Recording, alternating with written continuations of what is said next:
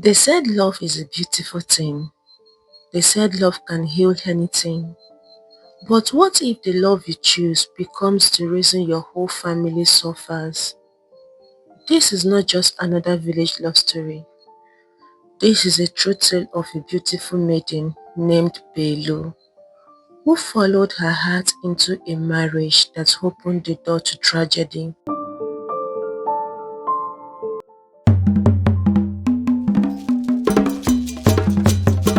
Many years ago, in a quiet village surrounded by hills and ancient trees, there lived a young maiden named Belu. She was so beautiful that people stopped whatever they were doing just to look at her whenever she passed by. Her skin was as fierce as the morning sun. Her eyes sparkled like the stars at night, and her smile warmed the heart of everyone who saw her. Every man, young and old, wished to marry Belu.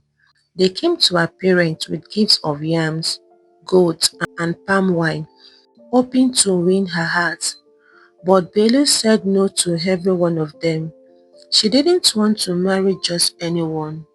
Belu dreamed of marrying someone who truly understood her heart and loved her for who she was, not just because of her beauty.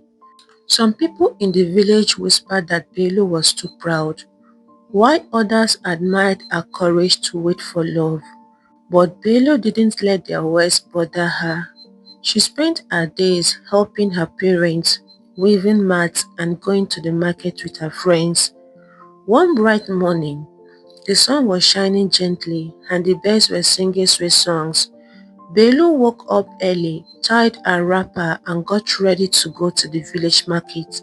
She carried her basket, humming softly as she walked down the narrow village paths. She didn't know that some wicked men had been watching her. These men had asked Belu to marry them before, but she had refused. They were hungry and filled with bad thoughts. As Belu walked deeper into the path surrounded by tall bushes, the men suddenly jumped out from behind the trees.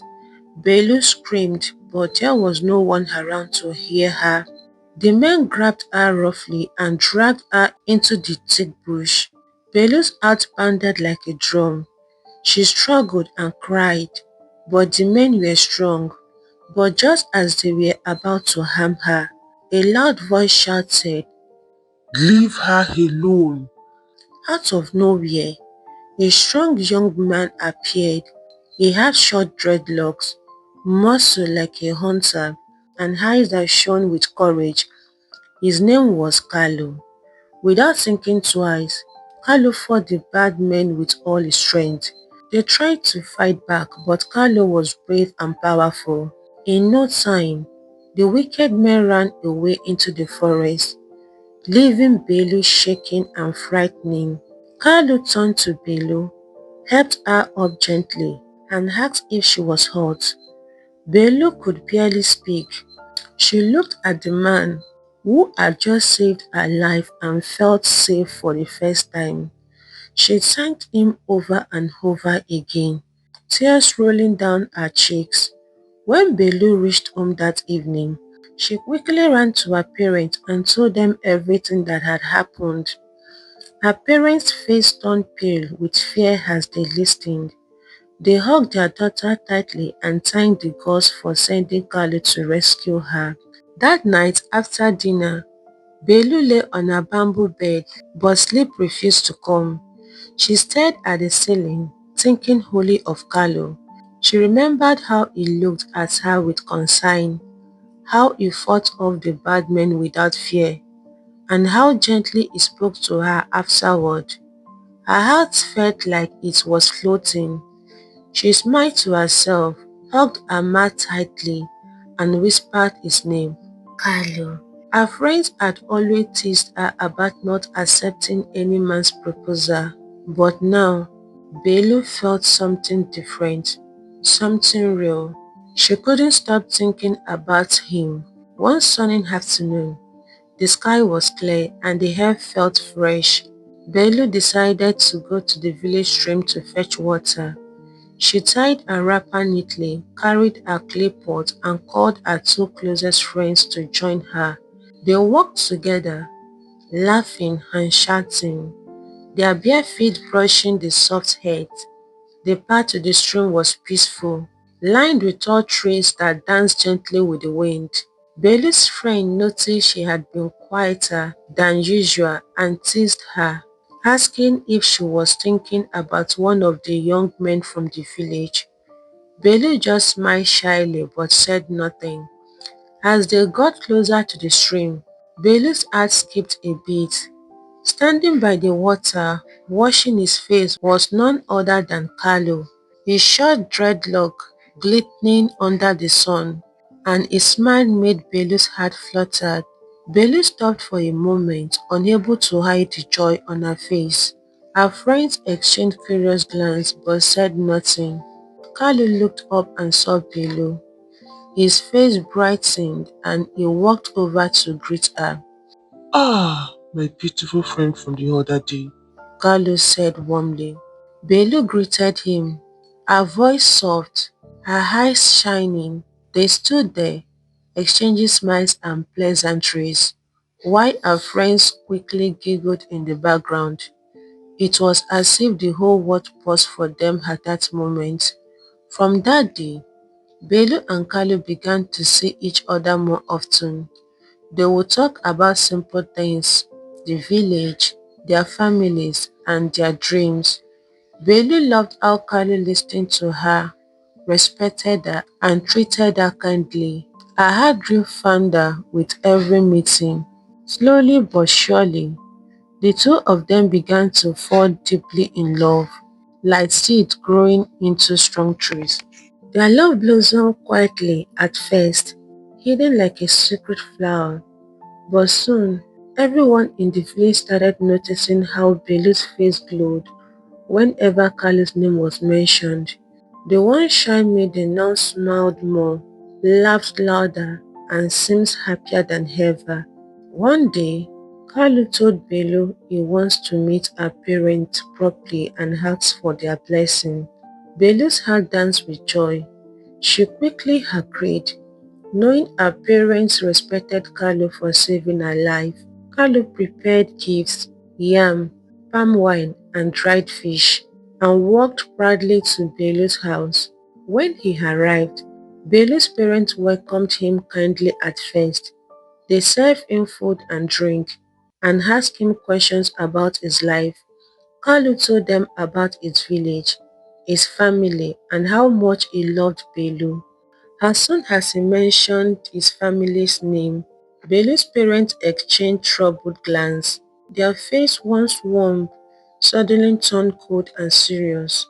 After Kalu left, Belu noticed her parents whispering in hushed tones. She felt something was wrong but couldn't understand why. Finally, her father called her and said, Belu, you must stop saying Kalu. You can never marry him. Belu's heart shattered like a clay pot dropped on the ground. Tears filled her eyes as she pleaded, Papa, Mama, why? What has Kalu done? Her parents didn't say much that night. They only told her to forget about him, but Belu's heart refused to listen. She cried quietly, unable to eat or sleep. She loved Kalu deeply and couldn't imagine a life without him.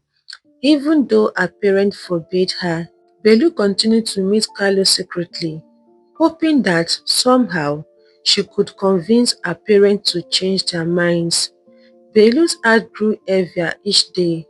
Her parents refused to speak more about why she couldn't marry Carlo. Their silence felt like a thick wall she couldn't climb over. One afternoon, Belu couldn't bear it anymore.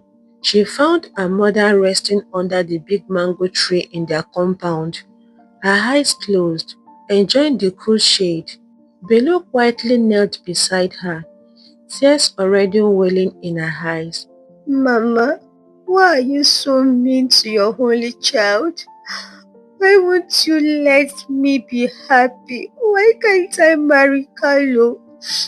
I love him so much, Mama. He's my life. Without him, I'm nothing. Her mother slowly opened her eyes and looked down at Belu. Her face was calm but sad.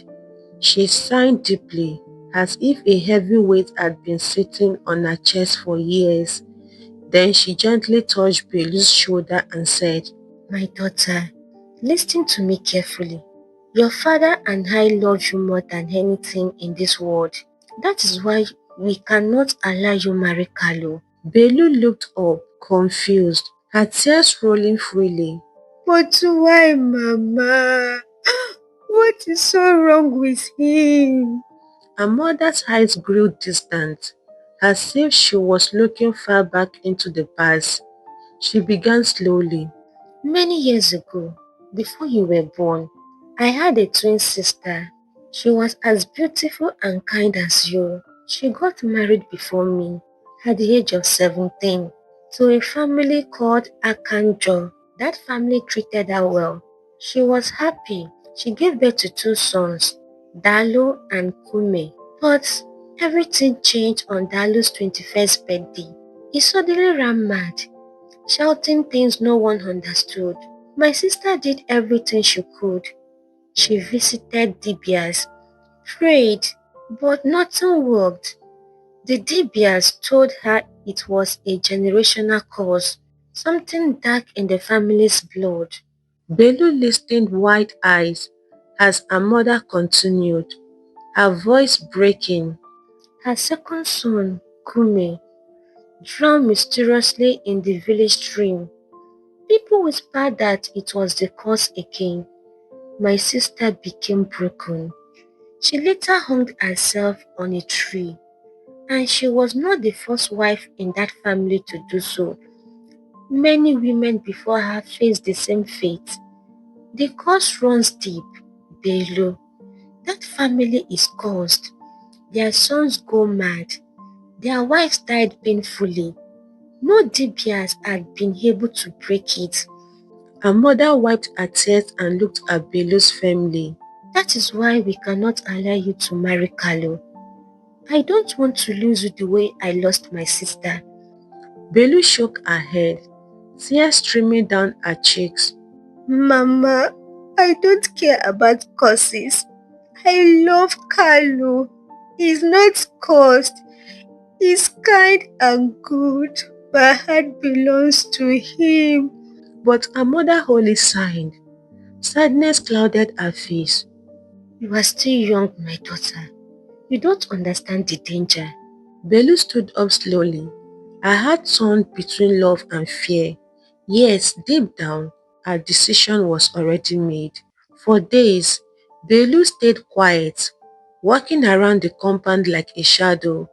Her parents thought she had finally accepted their decision, but Belu's heart was made of something stronger than they knew. She had already made up her mind. She could not let go of Carlo. She believed with all her heart that their love could overcome any cause. One evening, Belu sneaked out of her house while her parents were inside. The moon was bright, lighting up the village path. She walked swiftly and quietly to the hidden place where she and Carlo often meet. When Carlo saw her, his face lighted up with surprise and joy. But when he noticed the tears in her eyes, his smile faded. Carlo, Belu said softly, taking his hands. My parents told me everything. They believe your family is cursed. They forbid me from seeing you. Carlo's face dropped, but before he could speak, Belu squeezed his hands tighter. But I don't care. I don't believe in curses. I believe in you. I believe in us. No matter what, I will not leave you. Carlo pulled her into a tight embrace, his heart pounding. Belu, I love you so much to let go. Whatever we will face it together. From that night on, Belu and Carlo continued seeing each other secretly. They shared dreams of running away to a place where no one would judge them. Belu promised herself that she would find a way to convince her parents, but deep inside, she knew the battle would not be easy. Each day, her love for Kalu grew stronger, like a river flowing faster than heavy rain. Weeks passed, and Belu continued her secret meeting with Kalu. Every time she saw him, her heart felt lighter, as if the world outside didn't exist. But something inside her body began to change. She felt tired often, her appetite grew strong, and she noticed that her belly was no longer flat. At first, Belu thought it was nothing, but as days turned into weeks, she knew something was different.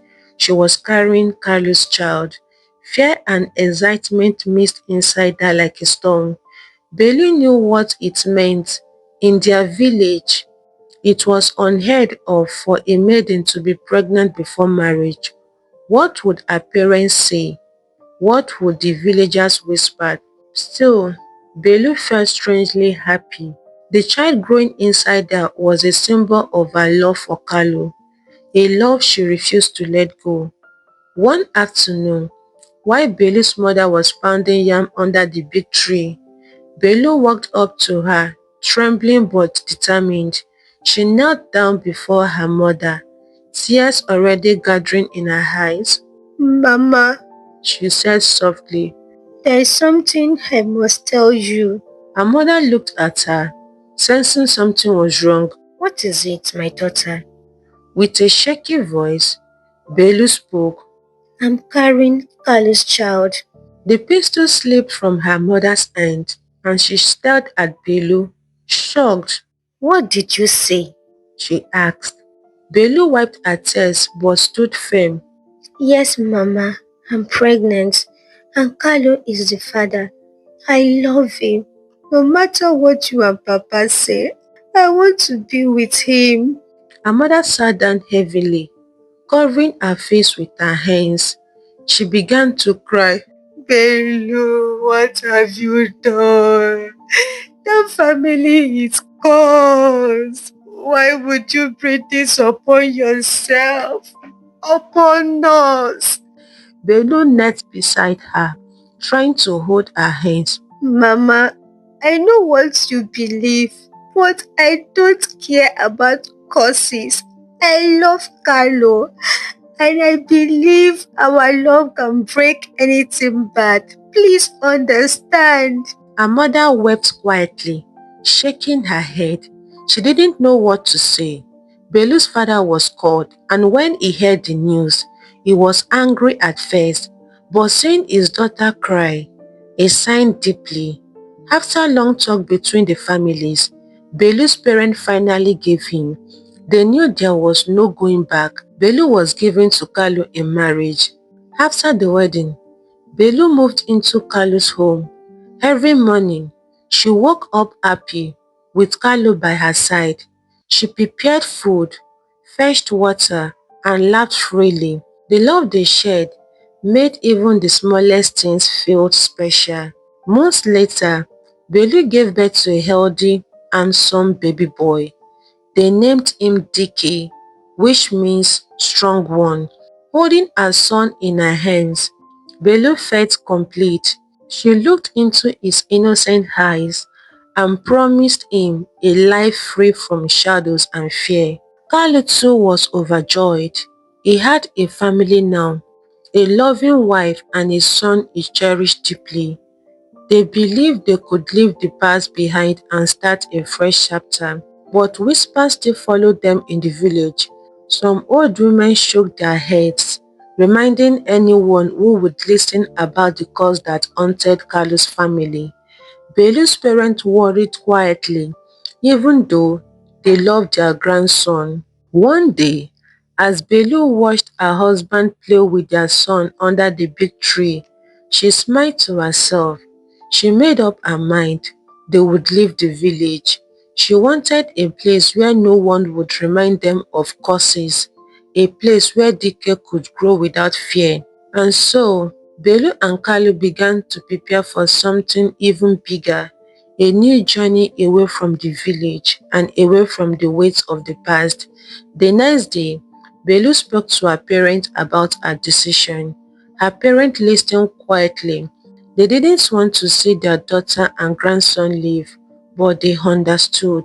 Carly's family also gave their blessings. Some warned them about the dangers of city life, but Carlo felt ready. He wanted to give his wife and child a fresh start, away from gossip and fear.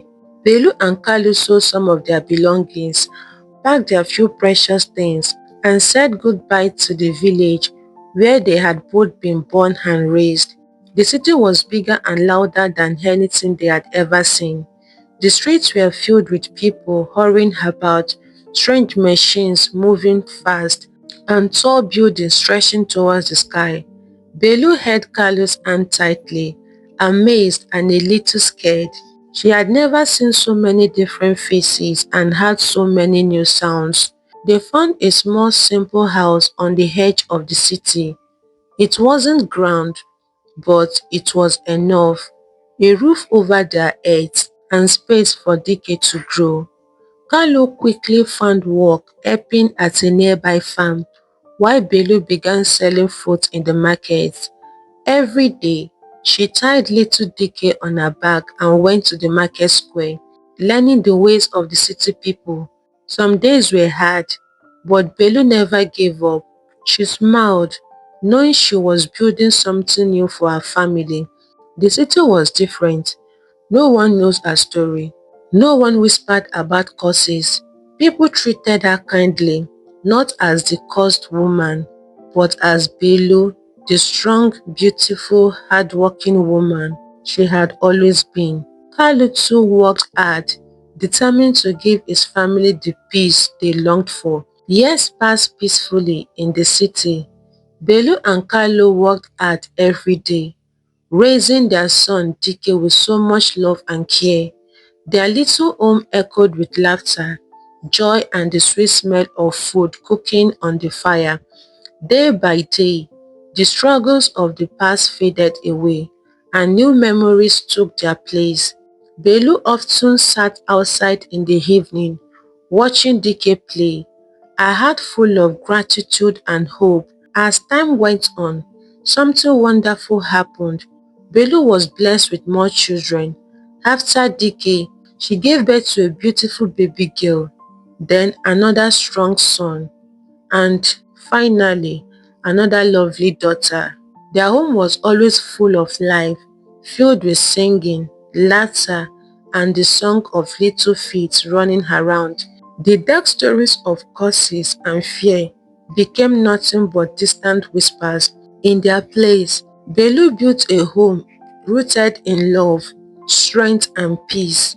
Dike grew into a fine young man, smart, respectful, and full of dreams. His younger siblings looked up to him, and together they made their parents proud. Belu often watched them, her heart swelling with joy. There was no sign of madness, no shadow of any cause. She smiled every day, knowing deep in her heart that love had conquered fear. Many years had gone by since Belu and Carlo left their village to start a new life in the city. In the beginning, things looked bright. Belu and Carlo believed that they had escaped all the troubles of the past. They worked hard every day, determined to give their children a good life far away from the dark whispers of curses and family problems. But as time moved on, life in the city became harder. Carlo owned a small shop where he sold goods like foodstuffs, soaps and kerosene. For a while, business was good and the family ate well, but slowly, customers stopped coming as often. Price of goods rose, but Carlo's profit remained small. No matter how early he opened the shop or how friendly he was to people, he barely sold enough to keep the shop running. Day after day, he returned home with tired feet and a sad face, wondering how things went so bad. Belu on her part also struggled. She hawked fruit, vegetables and snacks around the busy streets of the city. Every morning, she tied her wrapper, carried a tray on her head and walked long distance under the hot sun, hoping to sell enough to feed her family. Sometimes she would return home late, her tray still half full, her earnings too small to buy food for everyone. Belu's hand grew rough from hard work, but her heart remained heavy because she wanted the best for her children. Feeding 4 children, paying rent and handling daily needs became too much for Belu and Kalu.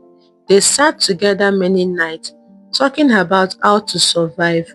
In the end, they made a painful decision. They could no longer afford to keep all their children at home. With tearful hearts, they sent their first 3 children away to live and work with people who could teach them skills.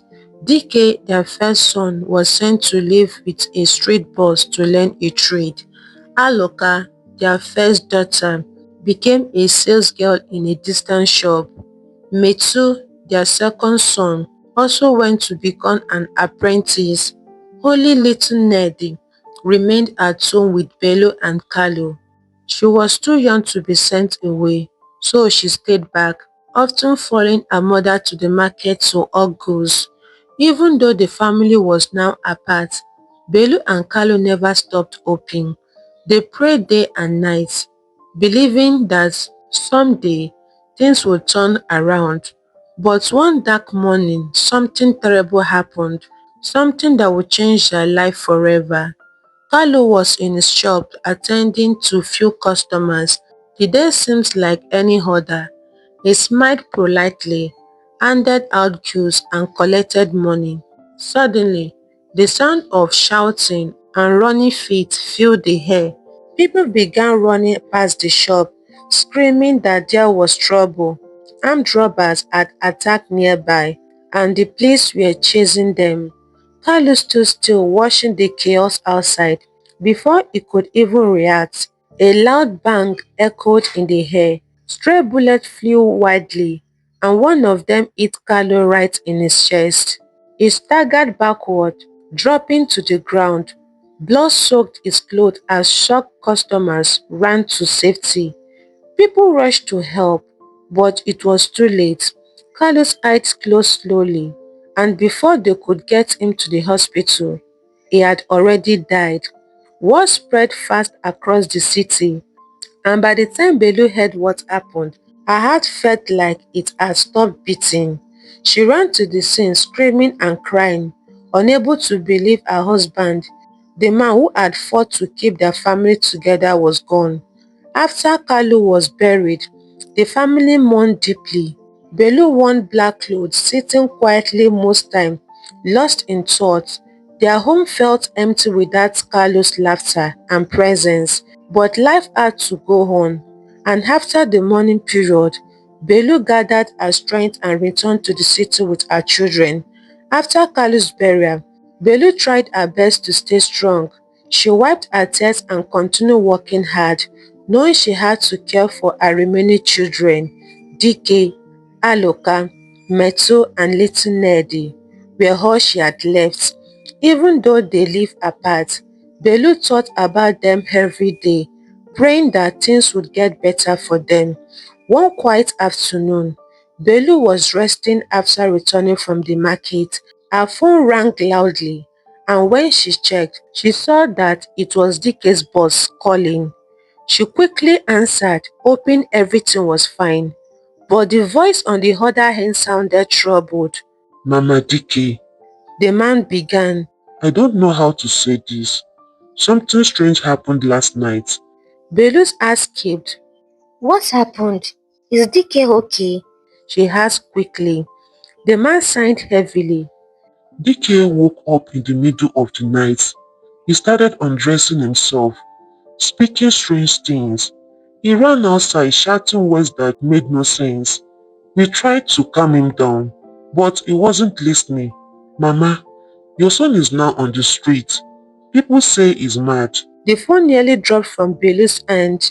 Her heart pounded out in her chest. My son. Mad.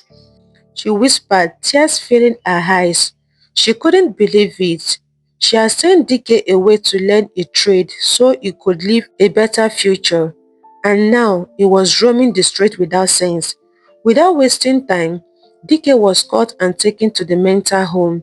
Belu visited him, sitting beside him, tears rolling down her cheeks as she watched her once bright, strong son now looking lost and confused. Day after day, she prayed, hoping it would get better. She begged the doctors, tried everything she could, but nothing seems to work. 2 long years passed with Dike in the mental home. Belu never gave up visiting him, holding on to hopes even when it felt impossible. But one sad morning, the phone rang again. This time, it was the news she feared the most. Her son Dike had died. Belu's world crumbled completely. She fell to the ground, wailing and calling Dike's name. Her heart felt heavy, her eyes swollen from crying. After burying her beloved son Dike, Belu felt like a part of her had been ripped away forever. She cried day and night, wondering what she had done wrong to deserve such pain. Still, she tried to stay strong for her remaining 3 children, Aloka, Metu, and little Neddy. Belu prayed every morning and night, asking God to protect them and keep them safe. She wiped her tears, went back to the market with Neddy, and keep hoping that life would finally show her some mercy. One weekend, Belu's first daughter, Haloka, who worked far away as a sales girl, was invited by her friends to join them at the hotel. It was supposed to be a day of fun and relaxation. They laughed, ate, and decided to take a swim in the hotel's big pool. None of them knew that danger was lurking. While swimming, something terrible happened. Aloka suddenly went under the water. Her friends didn't notice at first. They thought she was playing, but when they saw she wasn't coming back up, they panicked. People screamed for help. Workers at the hotel jumped in, but it was too late. Aloka had drowned. She died right there in the pool. Her young life cut short. News of Aloka's death reached Belu like thunder on a clear day. She collapsed to the ground, wailing louder than ever before. Her neighbors gathered, trying to comfort her, but her pain was too deep to touch. First, her husband was taken by stray bullets. Then her son Dike died mad. Now her precious daughter was gone too. It felt like sorrow was chasing her family one by one. After Haluka was buried, Belu couldn't find peace. She laid awake every night, tears soaking her pillow. She couldn't understand why tragedy kept visiting her doorstep. The weight on her chest grew heavier. She looked at her 2 remaining children, Metu and Nedi, with fear in her heart. She began to ask herself questions she had never dared to ask before. With her heart broken and spirit crushed, Belu knew she couldn't take it anymore. She needed answers. Why was her family being destroyed? What was the cause of this endless pain? So, she made a decision. She would return to her village and face the truth. When Belu reached her village, she went straight to her parents' house. They were old now, their face full of wrinkles. As soon as they saw Belu, they knew something was wrong. She knelt down before them, crying bitterly. Mama, Papa, why is all this happening to me? Why is my family filled with sorrow? My husband is gone. My son Dike died mad. My daughter Luca drowned. Please tell me why. Her parents looked at her quietly, sadness in their eyes. Her mother sighed deeply, wiping her face. Then her father spoke slowly, his voice filled with pain. My daughter, He said, do you remember years ago when you told us you wanted to marry Carlo? Do you remember how we warned you? We begged you not to marry from that family. We told you the Archangel family carries a heavy curse, a generational curse, madness, mysterious deaths, sorrow. It runs deep in their bloodline. But you were blinded by love. You thought your love for Kalu would be enough to break his.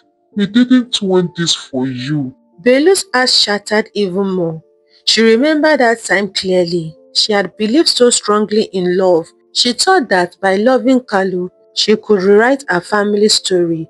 But now, sitting before her parents, she realized the truth she had refused to face. Tears streamed down her face as she whispered, I thought love was enough. I thought I could change everything, but I was wrong. her parents looked at her with tired eyes. They didn't speak harshly. They only held her hands gently. Her mother stroked her head and said softly, Sometimes, some things are deeper than love. Some battles can't be fought with feelings alone. after listening to her parents repeat their warning, Belu felt weak and broken. Her heart felt like it was carrying the weight of the whole world. She wiped her tears and looked up at her mother and father. Is there no way I can save what is left of my family? Her parents exchanged glances and nodded slowly. There is one more thing we can try. Her father said, There is a well-known spiritual healer in the next village. He is old and wise. Maybe he will have answers. early the next morning, Belu with her parents by her side made the journey to the healer's home. When they arrived, the healer welcomed them kindly. He was an old man with white hair, deep eyes and a calm voice. He listened painfully as Belu poured out her heart about Kalu's death, about Dike's madness and death, about Aloka's drowning, and about the fear she carried every day. After sitting quietly for a while, the healer finally spoke. My daughter, He said gently, what you are facing is not ordinary. This is a generational curse. It is a curse that was planted long before you were born. Your husband's family carries heavy spiritual burdens passed down from one generation to another. Madness, sorrow, and mysterious death follow the bloodline like a shadow. Belu's tears fell freely. Is there anything I can do to stop it? She asked desperately. The healer shook his head slowly. This cause has no simple remedy. Many people before you have suffered and died because of it. The truth is hard, but you must hear it. The best way to avoid such battles is not to get involved in them at all. You must always ask questions before stepping into marriage about a person's background, family history, and spiritual foundations. Love alone is not enough to fight deep-rooted causes. Belu sat still, her heart broken. She thought back to when she was young, so full of hope, believing her love for Kalu could conquer anything. Now, everything felt like a mistake she could not undo. The healer looked at her kindly and added, You must be strong, my daughter. You may not be able to remove the cause, but you can still protect the little you have left. Belu left the healer's home with her parents, but her heart felt emptier than ever. She had come all the way to the village seeking answers, hoping to find a solution, a way to save her family. But now, after hearing the healer's words, she realized there was no simple remedy. The curse had followed her from her husband's family, and no matter how hard she tried, sorrow kept taking everything she loved. Her mind was full of painful thoughts. She thought of Carlo, the love of her life, whose death had broken her heart. She thought of Dike, her first son, who died after losing his mind. She thought of Haloka, her sweet daughter, who drowned without warning. Every memory felt like a knife cutting deeper and deeper into her soul. That night, Belu lay on her mat in her parents' home, staring at the ceiling. Her mother checked on her, but Belu barely spoke. She looked at her two old parents, now frail and tired, and felt guilt and sadness. She thought of her remaining two children, Metu and little Neddy, waiting for her in the city, not knowing what their future held. Tears rolling down her cheeks silently, the words of the healer echoed in her mind. This is a generational curse. There is no remedy. The weight of it all felt too heavy to bear. The next morning, her parents woke up and noticed Belu was not in her room. They searched around the compound, calling her name. Then, to their horror, they found her outside, lifeless, hanging from a tree, just like her mother's twin sister years ago. Belu had taken her own life. The villagers gathered quickly. Women wailed. Men shook their heads sadly. Rituals were performed and her body was carefully brought down from the tree. People whispered among themselves, speaking of how the cause had claimed yet another life in the Arkanjo family line. Word reached Metu and Nedi in the city. The news hit them like thunder. They rushed back to the village, crying uncontrollably as they saw their mother's lifeless body. They could not understand why life had been so cruel to their family. After Belu's burial, Metu and Ned returned to the city. Their hearts were heavy and their eyes swollen from crying. Everything they had ever known was gone. Their father Kalu, their brother Dike, their sister Haloka, and now their mother Belu. It felt like the whole world had turned its back on them. The house that once echoed with laughter and love was now filled with silence and sadness. Metu, though still young, knew he had to step up. He dusted off his late father's small shop and tried to keep it running. Every morning, he arranged the goods neatly, hoping to sell enough to buy food for himself and Neddy. But business was slow. The shop was old. The customers didn't come as often. Still, Metu refused to give up. He had promised himself he wouldn't let his sister suffer. Neddy, on her part, also tried to help. She couldn't sit at home doing nothing. She began hawking small items, groundnut, fruit and sachets of water, walking from street to street under the hot sun, calling out to customers. Her young face looked tired, but she kept moving, doing her best to support Metu. Life was hard. They barely had enough to eat, and the money they made was little, but they had no choice. They had no parent to run to, no family to lean on. It was just the two of them against the world. One fateful afternoon, Ned was walking her goods along a very busy road. She tried to cross quickly to sell to a customer, but a speeding car suddenly came out of nowhere and hit her. She fell to the ground. Her goods scattered everywhere. People screamed, rushing to help. Neddy was bleeding and unconscious. She was rushed to the hospital by kind strangers who didn't even know her story. Metu was called.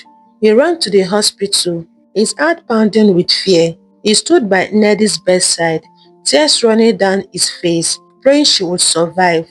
Days passed, and finally, by God's grace, Neddy opened her eyes. She had survived. After Neddy was discharged, Metu made a decision. He begged Neddy to stop hawking. Neddy agreed, wiping her tears. Together, they decided to focus only on the small shop, no matter how hard it seems. Metu and Neddy tried their best to adjust to life without their parents. One afternoon, Neddy was sitting quietly in the shop. Business was slow, and her mind wandered. She thought deeply about her family, the father she missed, her mother's kind face, Dike, Aloka, tears welling in her eyes, but she wiped them quietly, not wanting to break down. Just then, the bell above the shop door rang. A man walked in, smiling warmly. He greeted Neddy, but she didn't notice him at first. Her thoughts were far away. The man gently tapped the table, and Neddy quickly stood up, wiping her face. I would like to buy something. He said kindly. Nedi nodded and began gathering the item he requested. The man paid and left, but there was something about him, something peaceful, almost calming, that stayed in her mind. The next day, the man returned. This time, Metu was in the shop too. After buying a few things, the man paused and looked at both of them seriously. "Can I ask you something?" he said. Metu and Nedi exchanged glances, unsure of what he wanted. The man smiled gently. "What's your relationship with God?" he asked softly. "How well do you know him?" Metu quickly answered, trying to be polite. "Oh, we go to church every Sunday. I'm the president of the youth group." He added, smiling faintly, but the man shook his head slowly. "That's good," he said. "But knowing God is more than just going to church or having titles. How close are you to Him? Do you truly talk to Him? Some challenges in life are not ordinary. Some problems are deeper than what we see with our eyes." Metu and Nedi were quiet. No one had ever asked them such a question before. The man's words stayed with them even after he left. Metu and Nedi couldn't stop thinking about his words. "How close are you to God?" he had asked. The question stayed in their mind like a bell, ringing over and over. They went home quietly that night, both lost in thought. The next few days, the man kept coming back to the shop, not always to buy things, but to check on them. Each time, he would share kind words and gentle advice. He told them stories from the Bible, encouraged them to read and pray daily. He explained how some problems in life were not ordinary but spiritual, and how true freedom and peace came only from having a deep personal relationship with God.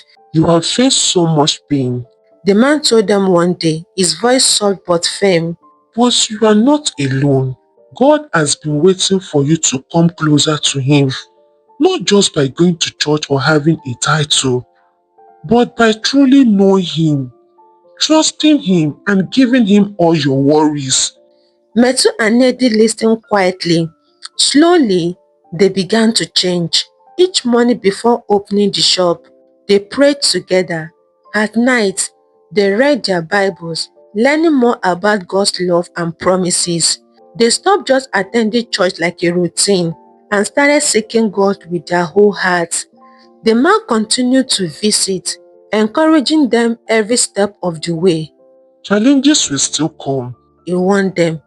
but when you have a strong relationship with God, no cause, no pain, no sorrow can keep you down.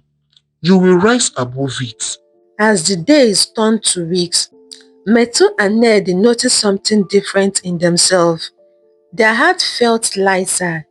Their sadness didn't control them as it used to. Slowly, their shop began to attract more customers. Their smile returned. It wasn't magic, it was peace. The kind that comes from trusting in something greater than themselves. One day, after sharing more prayers and lessons, the man smiled warmly at them and said, God has a purpose for your lives. You may feel broken, but He is ready to rebuild you. Stay close to Him and you will see. Mercy and Ned nodded, feeling hope for the first time in a long while. They didn't know exactly how their journey would end, but something inside told them they were finally on the right path. One bright afternoon, after many visits and talk, Metu and Nedi invited the kind customer to their house. They felt ready to share everything, their pain, losses and fears. They sat together in the small living room and slowly, Metu began to speak. He told the man everything about their father Carlos' sudden death, how their brother Dike lost his mind and died, how their sister Haloka drowned, and how their mother Belu took her own life. He spoke of how people always whispered about a curse following their family, how they tried to survive alone, and how scary they were that tragedy might still be waiting for them. The man listened quietly, nodding, never interrupting. When Metu finished, Nedi wiped her tears and asked, Is there any way we can save our family from this cause? Is there anything we can do? the man took a deep breath and spoke gently. What you are facing is a generational cause. It has been in your family line long before you were born. But listen carefully. No cause is stronger than God. You don't break curses by your power. You break free from them by drawing closer to God, by disconnecting yourself from anything evil tied to your past. He looked at them firmly. It won't be easy. It will take time. You will face temptations, battles, and even moments when it feels like nothing is changing. But victory is sure if you stay close to God. You must pray, fast, and live your life differently, not just on the outside, but deep inside your heart. Metu and Nedi listened carefully, hope slowly rising in their hearts. The man prayed with them that night, asking God to break every chain that held them down.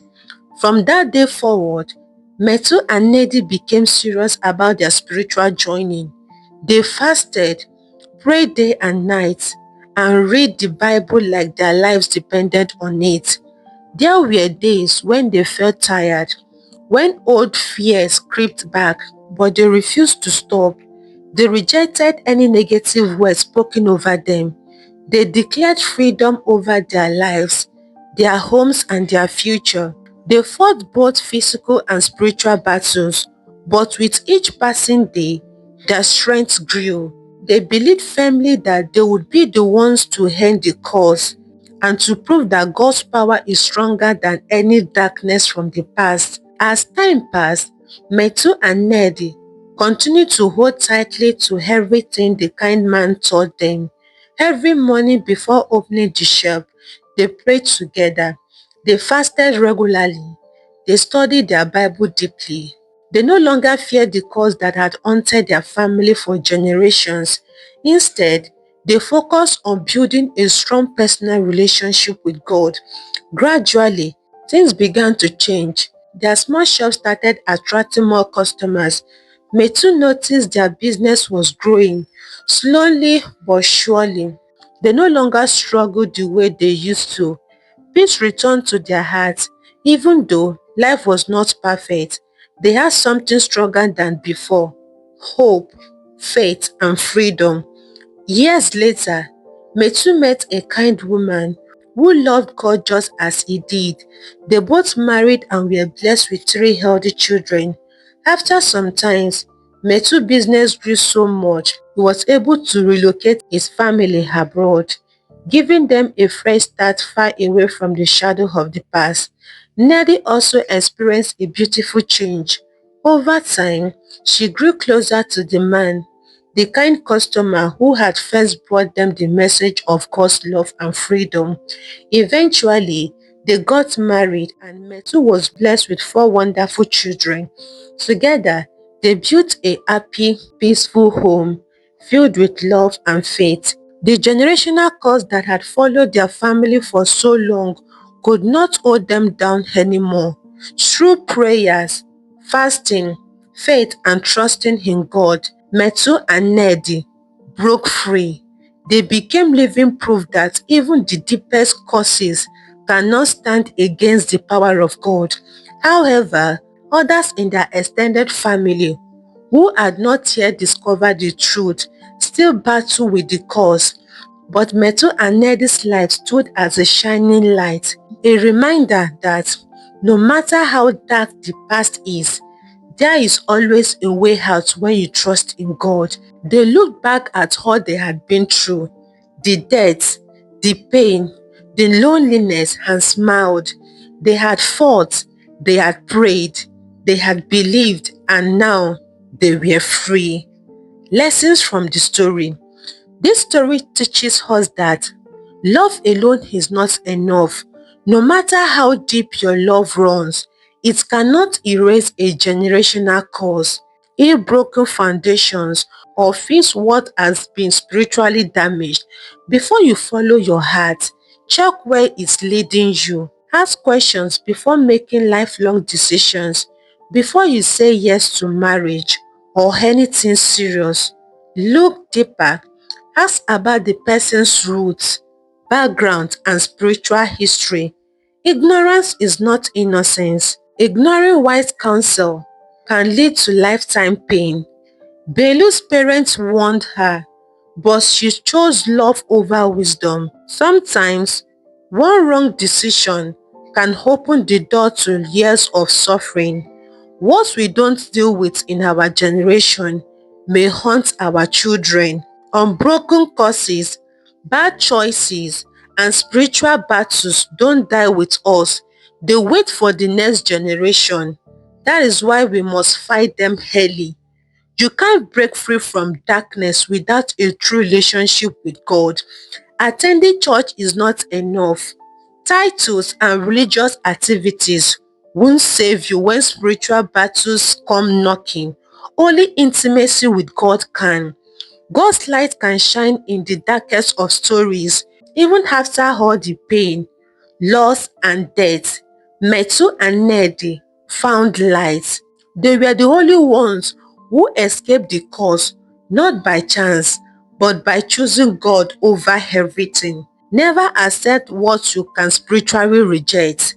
Just because a curse has always been in your family doesn't mean it must continue. You can be the one to say no more. Your life is not over because of your past. No matter what you have lost, no matter how broken your family is, healing can still come, but it starts with surrender and spiritual awakening. Thank you so much for watching. If you enjoyed this story, please don't forget to like, share, and subscribe to the channel. Also, click the notification bell so you never miss any of our upcoming stories. Feel free to leave a comment below. I would love to hear your thoughts. Your support means everything to me. Until next time, stay safe, stay blessed, and keep enjoying great stories from me to you. I love you all. God bless you.